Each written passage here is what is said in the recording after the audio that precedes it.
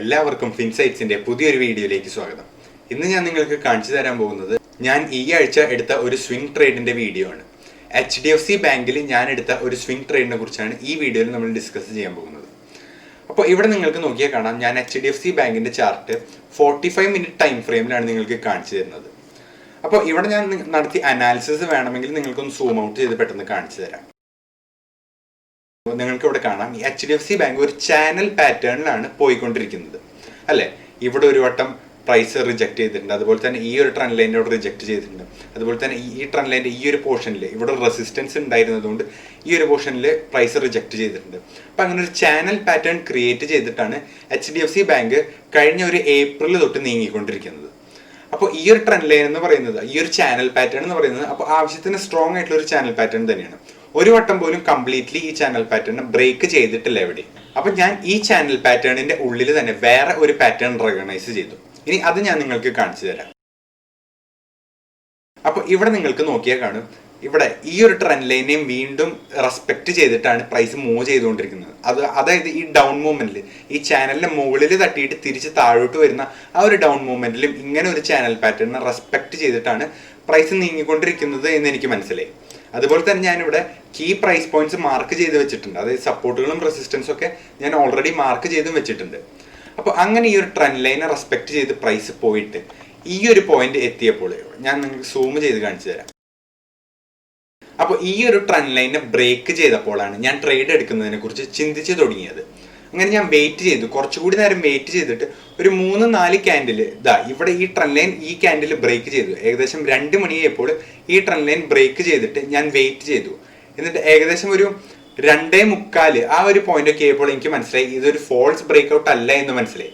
അങ്ങനെ ഞാൻ ട്രേഡിൽ എൻ്റർ ചെയ്യാമെന്ന് വിചാരിച്ചു. എന്നിട്ട് ഞാൻ ആ ഒരു പോയിന്റിൽ 1056 രൂപയിലാണ് ഞാൻ ട്രേഡിൽ എൻ്റർ ചെയ്തത്.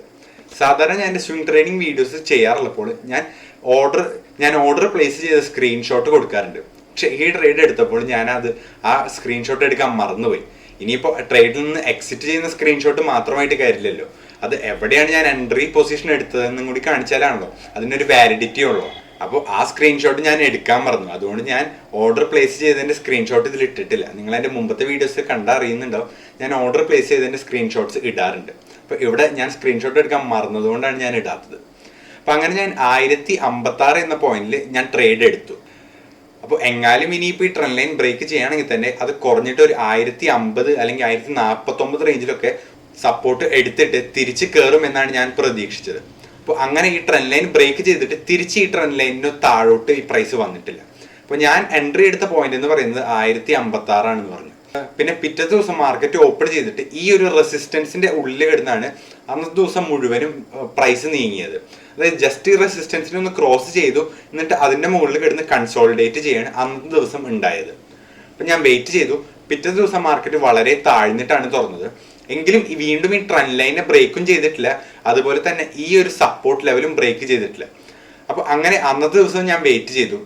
അന്നത്തെ ദിവസം കാണാൻ സാധിച്ചു തിരിച്ച് ഈ ഒരു പ്രൈസ് ലെവലിലോട്ട് കയറി ഇവിടെ വീണ്ടും ഒരു റെസിസ്റ്റൻസ് എടുത്തിട്ട് അവിടെ തന്നെ കൺസോളിഡേറ്റ് ചെയ്യുന്നതാണ് നമുക്ക് അന്നും കാണാൻ സാധിച്ചത്. അതിന്റെ പിറ്റത്തെ ദിവസം പ്രൈസ് ഒരു ഗ്യാപ്പ് അപ്പിൽ ഓപ്പൺ ചെയ്തിട്ട് നല്ല പോലെ തന്നെ മുകളിലോട്ട് നീങ്ങിയിട്ടുണ്ട്. അപ്പോൾ ഞാനിവിടെ എടുത്ത ഒരു സ്വിംഗ് ട്രേഡാണ്. ഞാൻ യൂഷ്വലി സ്വിംഗ് ട്രേഡുകൾ എടുക്കുക ഒരാഴ്ചത്തേക്കോ മാക്സിമം 2 ആഴ്ചത്തേക്കൊക്കെയാണ് ഞാൻ സ്വിംഗ് ട്രേഡുകൾ എടുക്കാറുള്ളത്. അപ്പോൾ HDFC ബാങ്കിന്റെ ഈ ട്രേഡിലോട്ട് ഞാൻ കയറിയത് ഓഗസ്റ്റ് 18-ാം തീയതിയാണ്.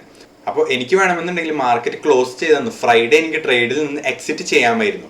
അങ്ങനെ എടുത്താലും ഒരു നല്ലൊരു സ്വിംഗ് ട്രേഡാണ് എനിക്ക് അപ്പോഴും ലഭിക്കുക. ഒരു 3 ദിവസം ഹോൾഡ് ചെയ്യുന്നതിന് ഒരു 3% പ്രോഫിറ്റ് എനിക്ക് ഉണ്ടാക്കാൻ സാധിച്ചു. എക്സാക്ട് പ്രോഫിറ്റ് എത്രയാണെന്ന് ഞാൻ നിങ്ങളിപ്പോൾ കാണിച്ചു തരാം. അതായത് 1056 നിന്ന് ഈ ഒരു പോയിന്റ് വരെ എന്ന് പറഞ്ഞാൽ ഏകദേശം 3% കൂടുതൽ, 3.1% എൻ്റെ പ്രോഫിറ്റ് എന്ന് പറയുന്നത്. 3.1% റിട്ടേൺ എനിക്ക് ഈ 3 ദിവസം കൊണ്ട് കിട്ടി.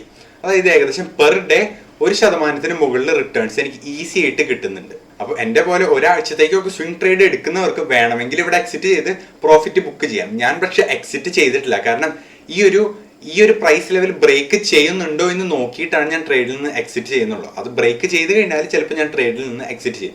അല്ല എന്നുണ്ടെങ്കിൽ ഞാൻ കുറച്ചുകൂടി ഹോൾഡ് ചെയ്ത് വെക്കാനാണ് ഉദ്ദേശിക്കുന്നത്. അപ്പോൾ ഇവിടെ ഞാൻ ട്രേഡ് എടുത്തതിൻ്റെ റീസൺസ് നിങ്ങൾക്ക് വ്യക്തമായി എന്ന് ഞാൻ വിശ്വസിക്കുന്നു. ഒന്നുകൂടി ഞാൻ വേണമെങ്കിൽ പെട്ടെന്ന് റീക്യാപ്പ് ചെയ്ത് പറയാം. സ്റ്റോക്കിന്റെ പ്രൈസ് ഇങ്ങനെ ഒരു ചാനൽ പാറ്റേണിലാണ് നീങ്ങിക്കൊണ്ടിരുന്നത്. അതും കൂടാതെ ഇങ്ങനെ ഒരു ചാനൽ പാറ്റേണിന്റെ മുകളിൽ തട്ടിയിട്ട് തിരിച്ച് താഴോട്ട് വരുമ്പോൾ ഒരു ട്രെൻഡ് ലൈനെ റെസ്പെക്ട് ചെയ്തിട്ടാണ് ഈ പ്രൈസ് താഴോട്ട് പോയിക്കൊണ്ടിരുന്നത്. എന്നിട്ട് വീണ്ടും ഈ ചാനൽ പാറ്റേൺ അടിയിൽ സപ്പോർട്ട് എടുത്തിട്ട് തിരിച്ചു കയറി ഈ ട്രെൻഡ് ലൈൻ ബ്രേക്ക് ചെയ്തപ്പോഴാണ് ഞാൻ ട്രേഡ് എടുത്തിട്ടുള്ളത്. അപ്പോൾ ഇങ്ങനെയാണ് ഞാൻ HDFC ബാങ്കിൽ എടുത്ത ഒരു ചെറിയൊരു സ്വിംഗ് ട്രേഡ് എന്ന് പറയുന്നത്. ജസ്റ്റ് 3 ദിവസം ഹോൾഡ് ചെയ്തതിന് ഏകദേശം 3.1% റിട്ടേൺ കിട്ടിയിട്ടുണ്ട്. അപ്പോൾ കാൽക്കുലേറ്റ് ചെയ്യുകയാണെന്നുണ്ടെങ്കിൽ പെർ ഡേ 1% 1.03% റിട്ടേൺസ് ഈസി ആയിട്ട് കിട്ടുന്നുണ്ട്. വീഡിയോ എൻഡ് ചെയ്യുന്നതിന് മുമ്പ് ഞാൻ നിങ്ങൾക്ക് ബോണസ് ആയിട്ട് ഒരു കാര്യം കൂടി കാണിച്ചു തരാം. ഇപ്പോൾ ഈ HDFC ബാങ്കിൽ ഒരു ചെറിയ ഒരു ട്രയാങ്കിൾ പാറ്റേൺ മാതിരി ഫോം ചെയ്തത് നിങ്ങൾ കണ്ടു. ഈ ചാനൽ പാറ്റേണിന്റെ ഉള്ളിൽ തന്നെ ഒരു ചെറിയ ട്രയാങ്കിൾ പാറ്റേൺ പോലെ ഫോം ചെയ്തത് നിങ്ങൾക്ക് കാണാം അല്ലേ? ഇനി ഞാൻ വേറൊരു ഇൻട്രസ്റ്റിംഗ് ആയിട്ടുള്ള ഒരു കാര്യം നിങ്ങൾക്ക് കാണിച്ചു തരാം. ഈ കാണുന്നത് ബാങ്ക് നിഫ്റ്റിയാണ്. നിങ്ങൾക്ക് നോക്കിയാൽ കാണാം ഇവിടെ ബാങ്ക് നിഫ്റ്റിയും ഒരു ട്രയാങ്കിൾ പാറ്റേൺ ഫോം ചെയ്തിട്ടുണ്ടെന്ന്.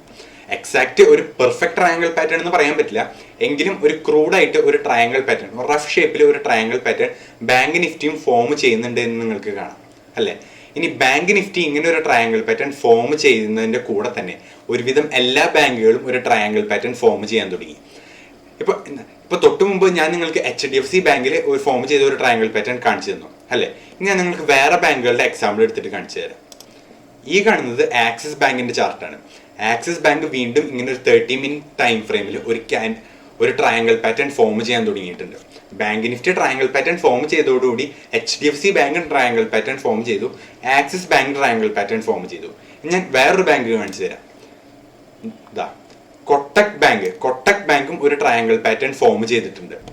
അപ്പൊ നിങ്ങൾ കണ്ടില്ലേ എത്ര ഇൻട്രസ്റ്റിംഗ് ആണ് ഇതെന്ന്. ബാങ്ക് നിഫ്റ്റി ഒരു ട്രയാങ്കിൾ പാറ്റേൺ ഫോം ചെയ്തതോടുകൂടി ആക്സിസ് ബാങ്കും അതുപോലെ തന്നെ കൊട്ടക് ബാങ്കും HDFC ബാങ്കും ഒക്കെ ട്രയാങ്കിൾ പാറ്റേൺ ഫോം ചെയ്യാൻ തുടങ്ങി. അപ്പോൾ ഇതാണ് ഈ ബാങ്ക് നിഫ്റ്റിയും അതുപോലെ തന്നെ ബാങ്കുകളുടെ സ്റ്റോക്കിന്റെ പ്രൈസ് തമ്മിലുള്ള ഒരു കോറിലേഷൻ. അവർ തമ്മിലുള്ള ഒരു സിങ്ക് ഇങ്ങനെയാണ് നമ്മൾ കണ്ടുപിടിക്കുന്നത്. കണ്ടില്ല, ബാങ്ക് നിഫ്റ്റി ഒരു ട്രയാങ്കിൾ പാറ്റേൺ ഫോം ചെയ്യാൻ തുടങ്ങിയപ്പോൾ അതുപോലെ തന്നെ മറ്റ് ബാങ്കുകളും ആ ട്രയാങ്കിൾ പാറ്റേൺ ഫോളോ ചെയ്യാൻ തുടങ്ങി. അപ്പൊ ഇങ്ങനെ നമുക്ക് ബാങ്ക് നിഫ്റ്റിയുടെ ക്യൂസ് വെച്ചിട്ട് വേണമെങ്കിൽ നമുക്ക് ട്രേഡ് ഡിസിഷൻസ് എടുക്കാനായിട്ട് സാധിക്കും. നിങ്ങൾക്ക് ഈ വീഡിയോ ഹെൽപ്ഫുൾ ആയി എന്നാണ് ഞാൻ കരുതുന്നത്. വീഡിയോ ഇഷ്ടപ്പെട്ടാൽ ലൈക്ക് ചെയ്യുക. നിങ്ങൾ ചാനൽ പുതിയതാണെന്നുണ്ടെങ്കിൽ സബ്സ്ക്രൈബ് ചെയ്യാനും മറക്കരുത്. ഞാൻ ഇതുപോലുള്ള സ്റ്റോക്ക് മാർക്കറ്റ് റിലേറ്റഡ് വീഡിയോസ് ഇഷ്ടം പോലെ ഇടുന്നതാണ്. അപ്പോൾ വീഡിയോ ഇഷ്ടപ്പെട്ടാൽ ലൈക്കും ചാനൽ സബ്സ്ക്രൈബും ചെയ്യാനും മറക്കരുത്. നമുക്ക് ഫിൻസൈറ്റ്സിന്റെ പുതിയൊരു വീഡിയോയിൽ കാണാം. അതുവരെ ഗുഡ് ബൈ.